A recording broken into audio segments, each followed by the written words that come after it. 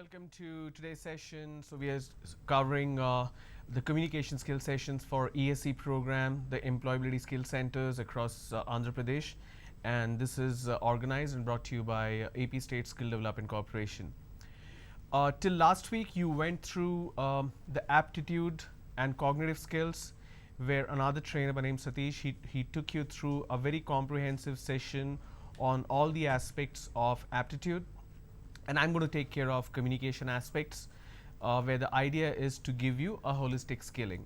So in the last session, we spoke about what communication is, and I spoke about the communication tree, how it's very different from what you have learned in school. Then I spoke about the essentials of effective communication, and these are the essentials of effective communication, 6 of them: assertiveness, authenticity, open-mindedness, empathy, clarity, and listening skills. I spoke in detail what each of these points mean, gave you certain examples. Now I'm going to take it forward today. Now, communication type, we often hear different types of communication. So when two or more than one person or two people are speaking face to face, that is called a verbal communication. Now, the common myth that we have is only a face-to-face communication is verbal, or it's actually called an oral communication. Anything that is written is actually deemed differently. The mistakes that people do is, if some communication is done orally, they call it a verbal communication. For example, they say that, for example, if I'm talking about some kind of memos or some kind of information, say for example you're studying in a college and somebody came and announced it in the classroom that tomorrow there is a holiday, and there is no written memo, there is nothing on the notice board. So people usually say, we were informed verbally, there is no written communication. Now that is wrong. A written communication is also a verbal communication. Verb means action, so anything that's in terms of oral communication, where two people are speaking, or when there is a communication in terms of a speech, that is oral communication. When there is a communication in terms of written item or anything that is written, it could be a memo, a text message, an email, or handwritten note, or a PowerPoint presentation. Anything that is written and printed is also a verbal communication. So that's again a myth. So I want to break that. Even a written communication is called verbal communication. Then another type of communication is non-verbal. Now what do we mean by non-verbal communication? Now these are gestures, expressions, body language. Now body language is a separate area which needs a lot of expertise, which needs a lot of improvement, both in terms of the person who is displaying these gestures, expressions, and body language, or the other person who is the audience. Now your body language is also an extension of your character in terms of your nature. The way we use our hands, the way we use our expressions speaks a lot about what you are thinking and what you're trying to say. I may be saying something, but I may not mean it, but what I mean can be understood with my body language. When we go for interviews, when we go for any kind of presentation, any kind of conference, seminars, when we are speaking to one person or many people, we still judge that person not just by the way the person is speaking, but a lot is derived in terms of body language. Now the body language is a completely different ball game. You need to understand, you need to learn, and you need to be an expert in terms of displaying the right information, in terms of using the right body language. So there will be a separate session on body language only. So we'll talk in detail about that later. So please remember, communication type is of two types. The first one is verbal communication, where we talk about oral communication as well as written communication. So written and oral both are verbal communication. Non-verbal communication is gestures, expressions, body language. So to put it in a simple way, when you're not speaking a word, when you're not writing a word, you are just using gestures. There is no sound, there is no letters written or read. That is non-verbal. And verbal is when you hear or when you see or when you are reading something. That is verbal communication. Okay. Now I'm going to talk specifically on oral communication, because a lot of us, when we talk about communication aspect as such, there are two things which you need to remember or to understand clearly in terms of what is considered as what we call this person is good, that person is not good, when we judge someone in terms of communication. So on an average, every person, especially the student fraternity, since you are from a vernacular background in terms of your education or academics, you're considered as a person who needs a lot of improvement in terms of communication. And we always say that improve your communication, otherwise you will not get a job. Now that's not completely right. I want to tell you that when we talk about communication expertise or your level of communication, there are two things which you need to take into consideration. Let me quickly display what do I mean by that. Okay. The first aspect is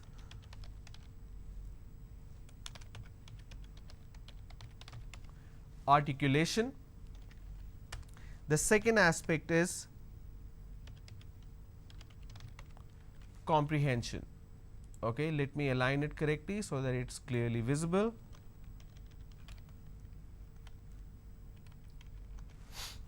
Okay, so there are two aspects, articulation and comprehension. Now what do I mean by articulation?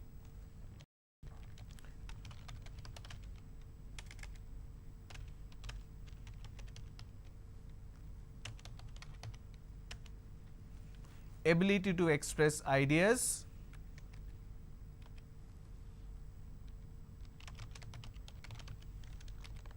in a language. All right, that is what articulation is all about. Let me change the color so that you can make a note of it. That is what it means. Ability to express ideas in a language. Comprehension, what do we mean by comprehension? Comprehension means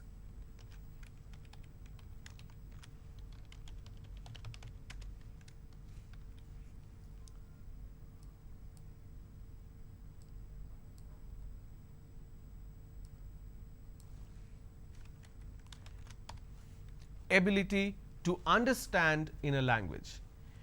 Now the issue that most of us face today, now that I'm speaking to you, you are able to completely understand what I'm saying, right? So comprehension is something, this is not an issue. So let me mark it as green. So comprehension is something which is not an issue because you are able to understand what I'm saying. It may not be completely, but to an extent you are able to understand. But when I ask you to speak, you find it difficult to express yourself in a language. Now when I say in a language, that means a language which is different from your vernacular language. Now almost everybody who is watching this program in Andhra Pradesh, your vernacular language is Telugu, right? Now I am not good at Telugu. I cannot understand very clearly, but to an extent I can understand, but I can't speak very well.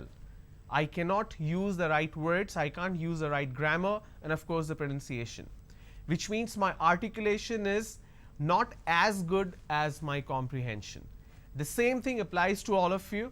When it comes to English language, your comprehension is better than your articulation, which means you are not able to express yourself only in English. But if I say that you can speak in Telugu, you are very quick to respond any kind of question. You are confident, you are not nervous, you have a lot of information which you can express yourself through. But when it comes to comprehension, understanding, you find it easier. But when it comes to speaking, you find it difficult. So two aspects, articulation and comprehension. Now in order to resolve this issue, you need to go through a little bit about oral communication itself. Now, when we talk about oral communication, there are 4 fundamental cornerstones or pillars that you need to understand and you need to master yourself in. So, like any other language, in English language, when we speak specifically about oral communication, it's not written communication. I'm here talking about oral communication only. There are 4 fundamental pillars. What are these pillars? The first one is pronunciation. Make a note of these. The second one is grammar. The third one is vocabulary. And the fourth one is fluency. So, it's PGVF: pronunciation, grammar, vocabulary and fluency. These are the 4 fundamental pillars of oral communication. And we are going to talk about each one of them in detail, because my intention is to make you better in terms of your oral communication. All right, let's begin.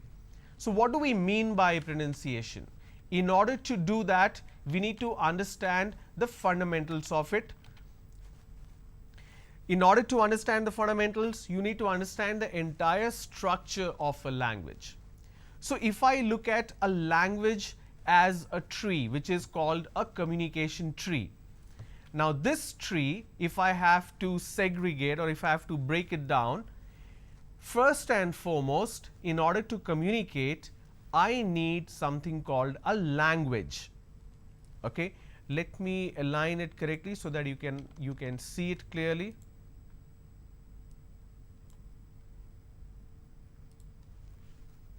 Okay, so you have communication tree for oral communication. First thing that you need is a language, any language for that matter, but here we are talking specific to English language. Now, this language or any language can be broken into sentences. So, in a language you basically speak sentences. The sentence is broken into words. Now, words will be broken into letters. That is what everybody talks about. We break the language into sentence, the sentence into words and the words into letters. But this is where you go wrong. We are talking about oral communication. When I say oral communication, I'm speaking and you are hearing or listening, which means the words are not broken into letters, they are broken into sounds. Now, when we speak about pronunciation, we should speak about the sounds, not the letters. So, what do we mean by pronunciation with that example? Pronunciation refers to the way in which we make the sound of words. It also means creating correct sounds using the muscles of our mouth, tongue and lips, etc. There are other important aspects of pronunciation, which is word stress, sentence stress, linking, intonation. Now, what do we mean by these? Word stress, for example, emphasis on certain syllables in a word. Let me show you an example. I am going over to the next slide so that I can give you an example of word stress.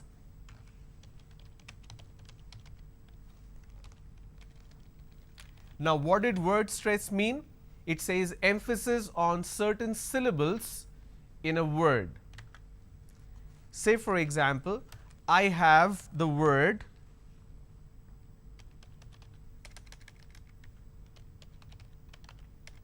which is also my hobby, photography. Okay? If I have to break this into syllables, how many syllables do I have? Photography,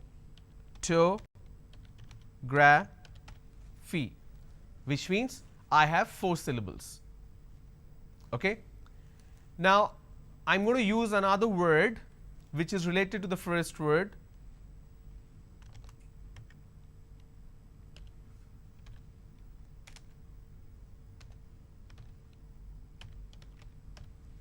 which is photograph. And how many syllables do I have here? Photograph. Now pay attention. When I pronounce this particular word, photograph, the correct pronunciation is photograph, which means I am stressing on this particular syllable, which is the first syllable. Please give me the photograph. Now, when you speak to someone, stop using the word pic. Please send me a pic. Now, pic means P-I-C-K. It's a short form of picture, but please don't use that word. It sounds pretty bad and it's very casual and informal. So use the word photograph or picture. So in this case, this particular word has 3 syllables and I pronounce this as photograph, which means I'm stressing on the first syllable. But when I look at this particular word, I pronounce this as photography. How do I pronounce? Photography. And how many syllables do I have here? Photography. 4 syllables. But in this case, I stress on the second syllable. That is what word stress is all about. So when we talk about pronunciation, not only the pronunciation of each syllable or the entire word, but also the word stress come into the picture. So here I pronounce this as photograph, here I pronounce this as photography. Clear? What's the next one? Sentence stress. Now in word stress, I was emphasizing on a particular syllable in a word. In sentence stress, I emphasize on a certain word in a sentence, which means the entire word itself is stressed upon. So let me show you an example.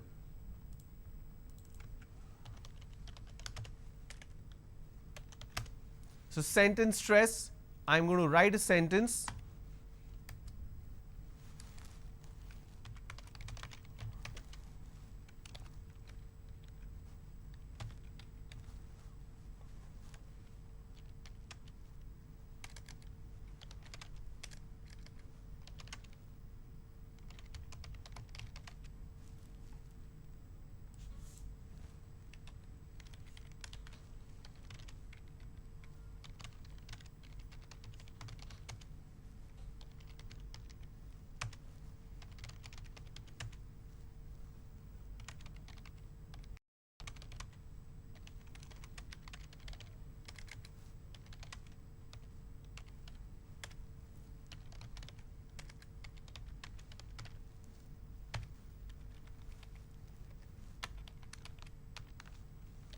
Okay, so let me change the color so that you know that this is an example for you.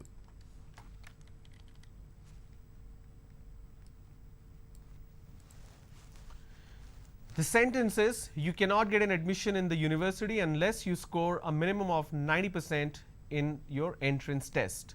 Now, which word do you think should get the stress? Because here I am notifying someone orally. You cannot get an admission in the university unless you score a minimum of 90% in your entrance test. So unless is the word which should take the stress. So that's a sentence stress. Let me give an example where the stress will change to denote what exactly I am trying to communicate.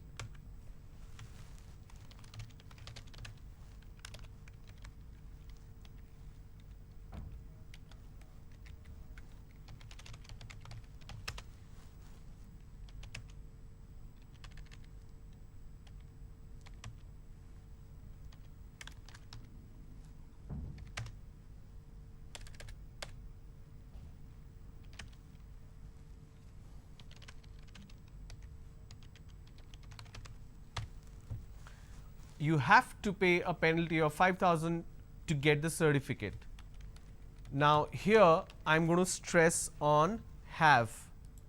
You have to pay a penalty of 5,000 rupees to get the certificate. Now I want to write the same sentence, but I'll show you if I add another word how the meaning will change or what I'm trying to say will change.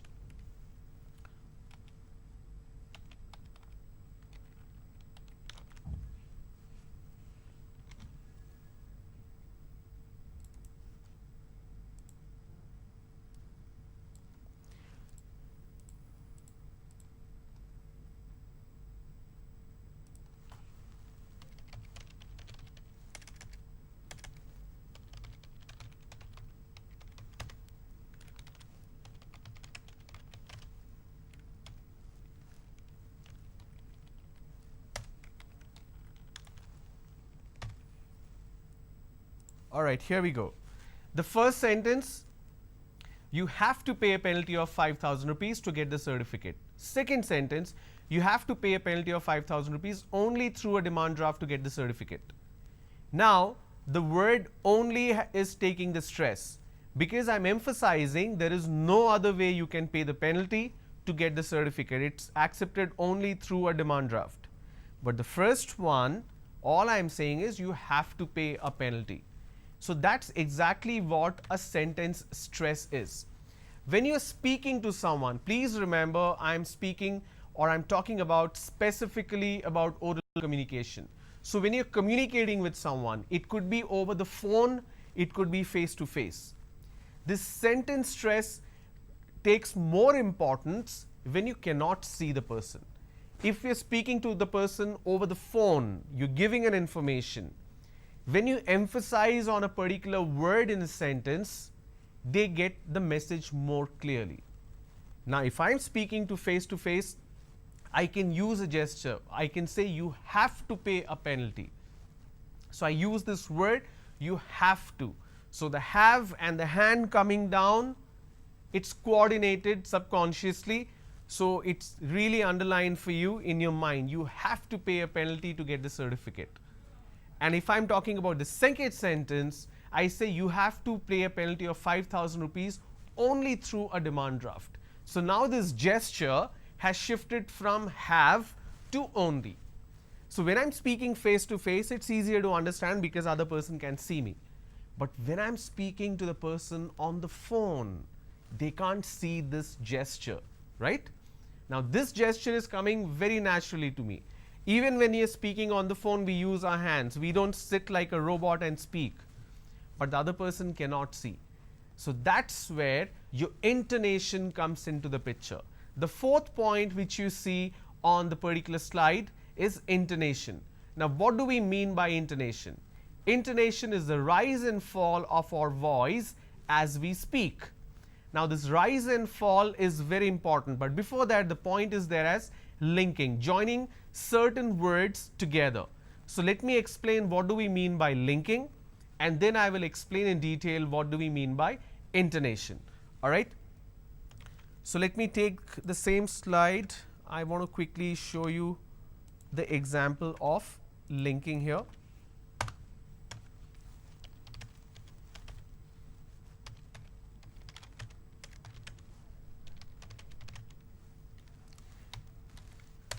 Please give me 2 eggs.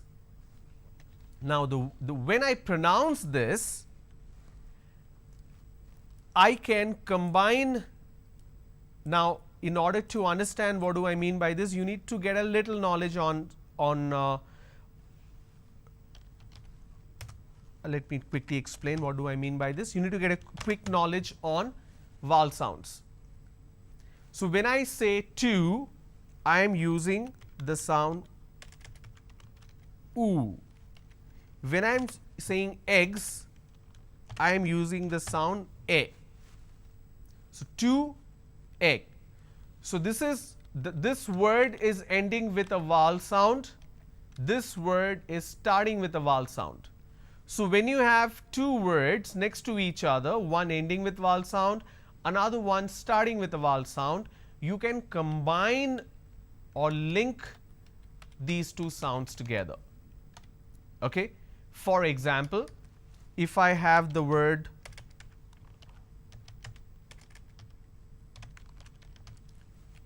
two eggs, I can just use this particular sound. What do I mean by this? For example, two eggs. So I'm using way sound in between these two eggs. So when I talk about linking in detail, you will understand what do I mean by this. I know it's a little confusing. Let me move over to intonation.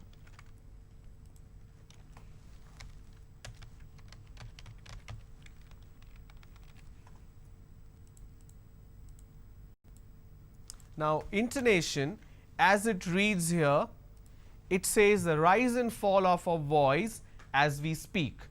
Now there is correct intonation, there is incorrect intonation. Let me quickly explain what do I mean by that. if I'm asking a question, for example,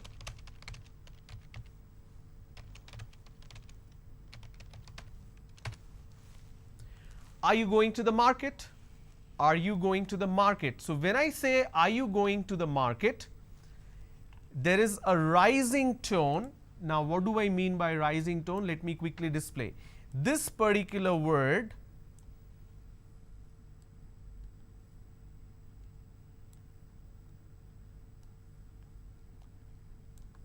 I'm just trying to make it easier for you.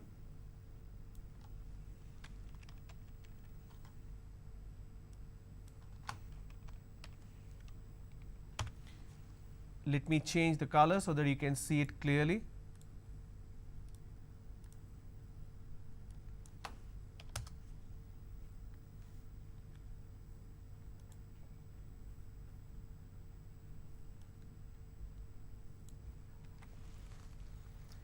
So this particular word, the last word in the question, are you going to the market?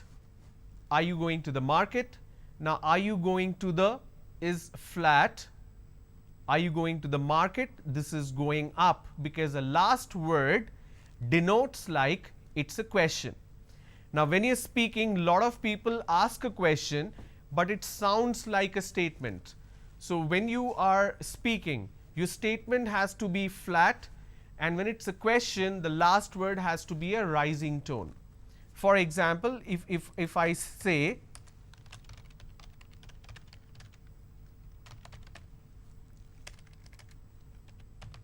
I am going to the market.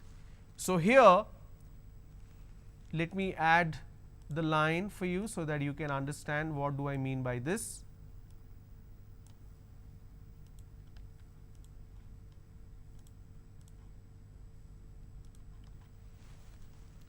I am going to the market.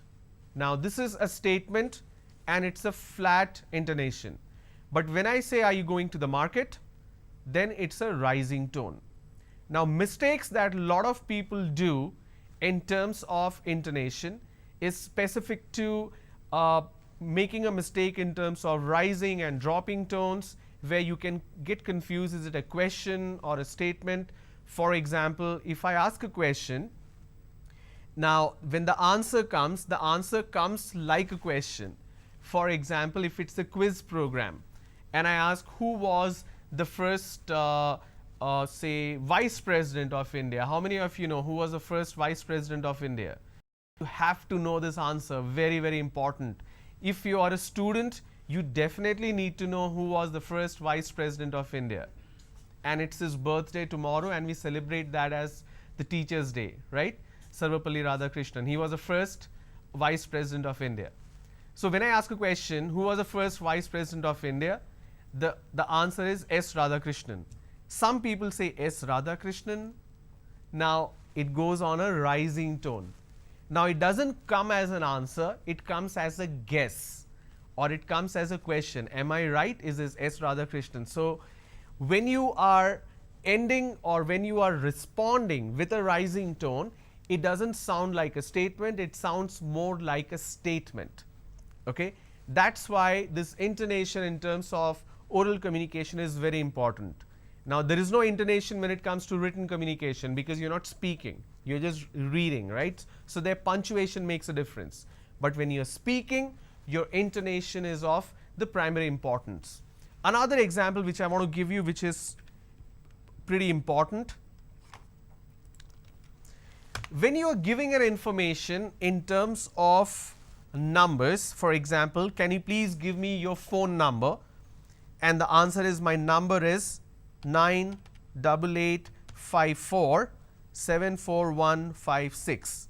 This is my phone number. Now, this is an example. It's actually not my phone number. Don't call this number. Okay? Now, some people just give this information as 98854-74156. Now, you need to allow the other person to make a note of it. Now, in India, this number can be given in parts of 5 plus 5. For example, my number is 98854-74156. So my number is 98854-74156. Now this is also difficult to make a note of. You won't remember. So the best way to do is to break it into 3 and 3. How do I do that?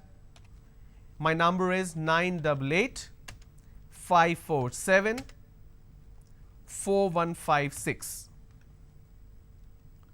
Okay? This is a better way to give the number because it's easier to understand and keep a track of. So instead of breaking 5 plus 5, I've broken into 3 plus 3 plus 4. My number is 988-547-4156. Now this is also a part of intonation. For example, if I'm giving a bank account number,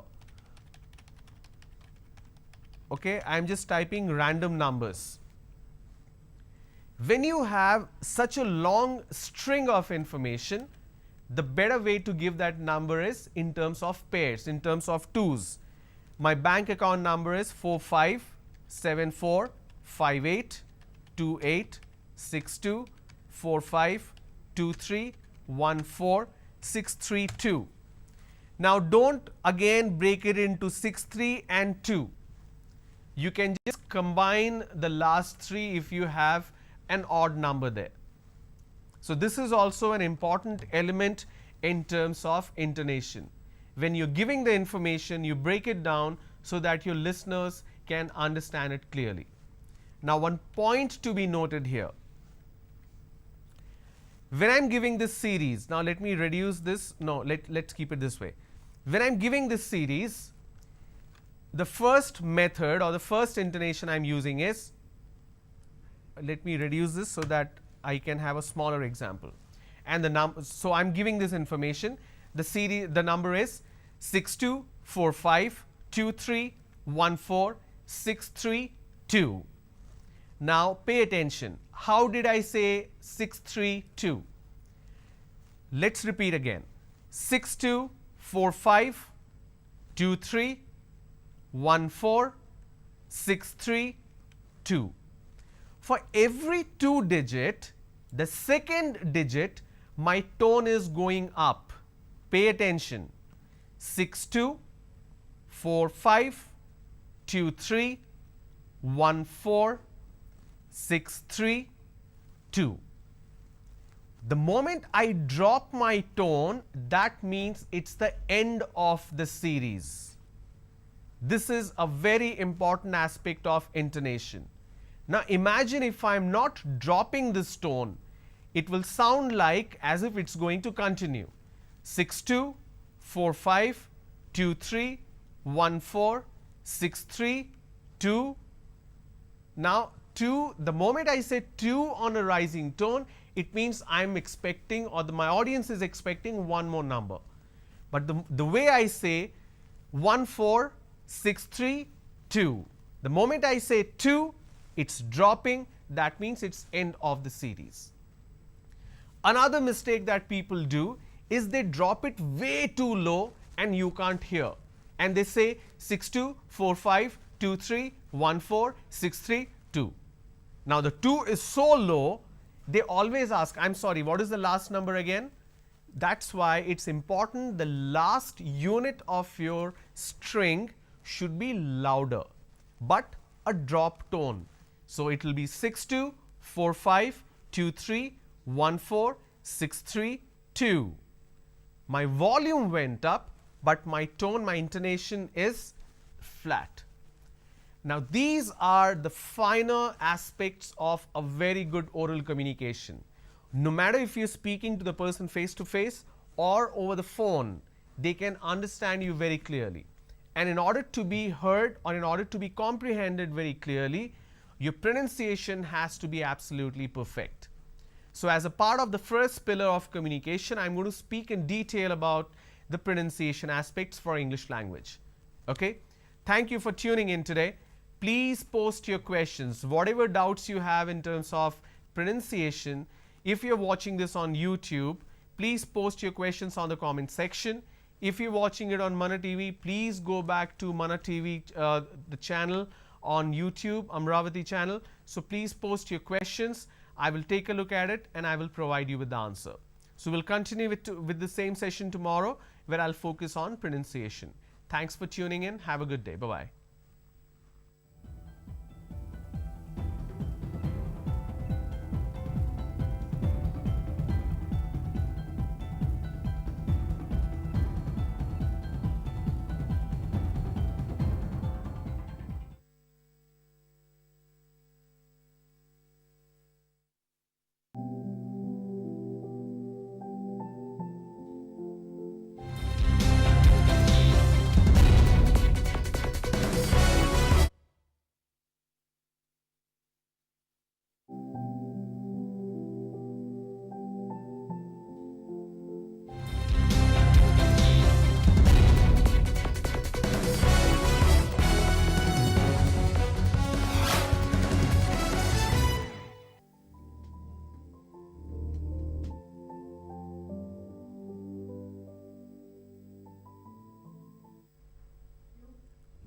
Andhra Pradesh నైపుణ్యాభివృద్ధి సంస్థ తరఫున ఆంధ్రప్రదేశ్ రాష్ట్రంలోని ESC కళాశాలలో విద్యాభ్యాసం చేస్తున్నటువంటి విద్యార్థులందరికీ కూడా స్వాగతం. మనందరికీ సుపరిచితంగా గత కొద్ది సంవత్సరాలుగా APSSDC నైపుణ్యాభివృద్ధి సంస్థకు సంబంధించినటువంటి అనేక కార్యక్రమాలని చేపడుతూ వస్తోంది. అదే కోవలో ఈ సంవత్సరం, ఈ విద్యా సంవత్సరం 2018-19వ సంవత్సరంలో మన విద్యార్థులందరికీ ఇస్తున్నటువంటి ఈ నైపుణ్యాభివృద్ధికి చెందినటువంటి అనేక స్కిల్స్లో, నైపుణ్యాల్లో మనం ఏ విధంగా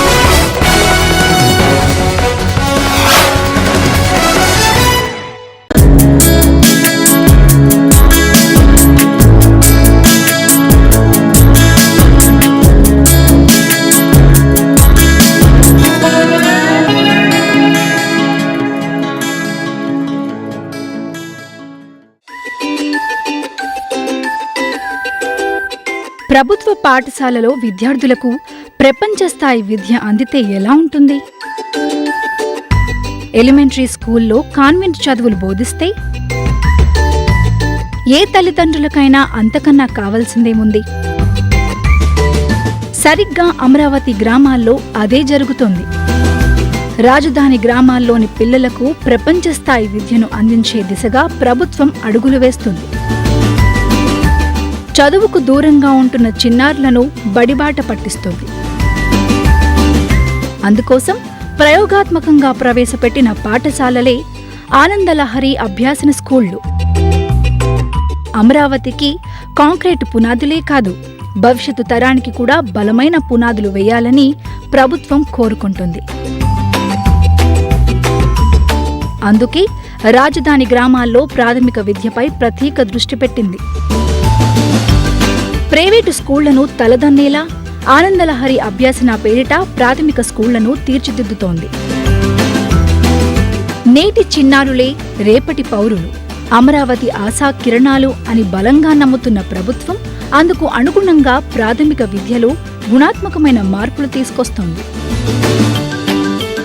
ఆంధ్రప్రదేశ్ రాజధాని అమరావతిలోని శాఖమూరు ప్రాథమిక పాఠశాల ప్రైవేటు స్కూళ్లకు దీటుగా ముస్తాబైంది. సువిశాలమైన ప్రాంగణం, కలర్ఫుల్ క్లాస్ రూములు, ప్రత్యేక వసతులు కలిగిన తరగతి గదులు, ధారాళమైన వెలుతురు, ప్రత్యేక బల్లలు, చాపలు, బోధనా సామాగ్రి పెట్టుకోవడానికి వారికి అందే ఎత్తులో ట్రేలు, బ్లాక్ బోర్డులు, బడి చుట్టూ ఆట స్థలం. ఇలా ఉంటే ఏ స్కూలుకైనా ఇంతకన్నా ఏం కావాలి? ఆనందలహరి వచ్చిందని ఆటలు పాటలు, ట్యాబులు, కంప్యూటర్లు కూడా వచ్చేసింది. ఈ స్కూల్కి రావటం వల్ల సంతోషంగా ఉంది. మాకు బొమ్మలు అవన్నీ చూస్తుంటే మేము కూడా నేర్చుకుంటున్నాం. ఫస్ట్ క్లాసు నుండి 7 చదువుతున్నాం. రోజు భోజనం బాగుంటుంది. వారం వారం ఎగ్ కూడా ఇస్తున్నారు. పెద్ద అయినాక టీచర్ అవ్వాలనుకుంటున్నాను. నాకు చెప్తే నేను మర్చిపోతాను, నాకు బోధిస్తే నేను గుర్తుంచుకుంటాను, నాతో చేయిస్తే నేను నేర్చుకుంటాను అన్న బెంజమిన్ ఫ్రాంక్లిన్ సూక్తి ఆదర్శంగా రిషి వ్యాలీ ప్రాథమిక పాఠశాలల్లో అమలవుతున్న బహుళ తరగతి, బహుళ స్థాయి బోధనను, సాంకేతికతను ప్రభుత్వం రాజధానికి తీసుకొచ్చింది. MGML బోధనా పద్ధతిలో ఆనందలహరి స్కూళ్లు చిన్నారుల్లో ఆనందాన్ని నింపుతున్నాయి. ఈ స్కూల్లో చదువు చెప్పే ఉపాధ్యాయులకు ప్రపంచ స్థాయి విద్యాసంస్థ రిషి వ్యాలీ స్కూల్ ఆధ్వర్యంలో శిక్షణ ఇచ్చారు. 2017లో MGML బోధనా పద్ధతిపై 108 మంది మాస్టర్ కోచ్లకు, 104 మంది డెమో పాఠశాల ఉపాధ్యాయులకు చిత్తూరు జిల్లా మదనపల్లిలోని రిషి వ్యాలీ స్కూల్లో 10 రోజుల పాటు శిక్షణా శిబిరం జరిగింది.